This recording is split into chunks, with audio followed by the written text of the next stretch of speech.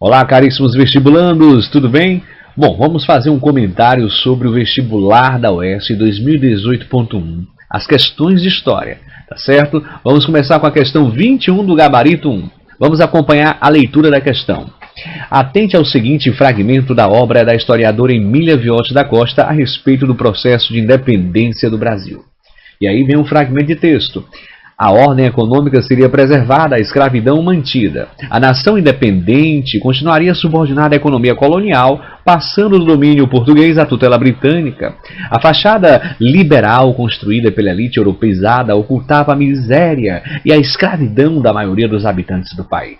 Conquistar a emancipação definitiva da nação, ampliar o significado dos princípios constitucionais, seria tarefa relegada aos pósteros. Gente, um fragmento da historiadora Emília Viotti da Costa. Bom, e aí vem o comando da questão.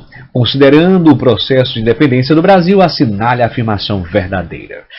Pessoal, olha, nada mais do que justo, né, a UES trazer aí uma questão que envolve um fragmento de texto dessa ilustríssima historiadora. Emília Viotti, ela faleceu em novembro de 2017, então vem aí ser homenageada pelo vestibular da UES com uma questão que pegou um fragmento de um de seus textos, tá certo? Na verdade, esse fragmento de texto, ele é da Emília Viotti, só que ele é encontrado na obra do Carlos Guilherme Mota, tá certo?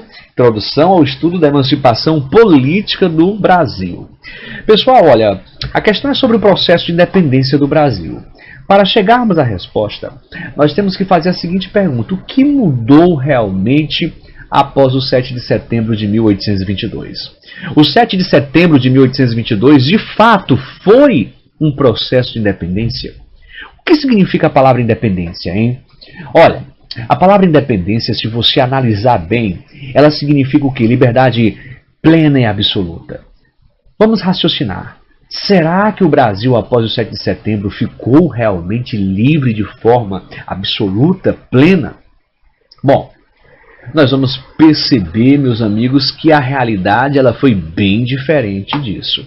Eu faço aqui a seguinte pergunta a vocês. Que independência foi essa que o povo não participou do processo? Que independência foi essa que o primeiro rei do Brasil, nem brasileiro era um príncipe português? Que independência foi essa que o Brasil continuou dependente do capital da Inglaterra? Que independência foi essa que o Brasil continuou sendo dominado por uma elite de mentalidade escravista? Isso mesmo, a escravidão foi mantida após o processo de independência. Pessoal, quando a gente começa a analisar todos esses elementos, nós vamos perceber que, de fato, chamar de independência o 7 de setembro é um certo exagero. Na verdade, o processo, né, resultando aí o 7 de setembro de 1822, comandado ali pela elite aristocrática e o príncipe português, foi mais uma emancipação política do que, de fato, uma independência propriamente dita, né? Enfim, sabendo disso, pessoal, a gente encontra facilmente a resposta. Vejam que é uma questão bem simples, bem interessante sobre o processo de independência. Olha o que é que diz o item A. Não ocorreu nenhuma ocultação dos reais problemas sociais e econômicos do país após a independência, já que a elite buscou solucioná-los imediatamente. Está errado, né, pessoal? O item A está bem claro que está errado. Olha o item B. Apenas ocorreu a independência econômica do Brasil, mas a política não.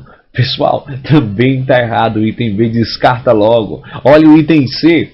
Pelo fato de a monarquia ter sido logo adotada como forma de governo, a independência não resultou, ou melhor, não representou mudanças sociais significativas, pois estas ficariam a cargo de gerações futuras. Gente, o item C é o nosso item verdadeiro. De fato, é isso que o fragmento de texto da Emília Viotti está falando. Olha, está dizendo que nós não tivemos mudanças significativas, principalmente com relação à sociedade, e que essas mudanças significativas, essas transformações profundas, elas realmente só seriam realizadas pelas gerações vindouras, as gerações futuras. Então, a questão 21 do gabarito 1 tem como resposta correta o item C. Valeu!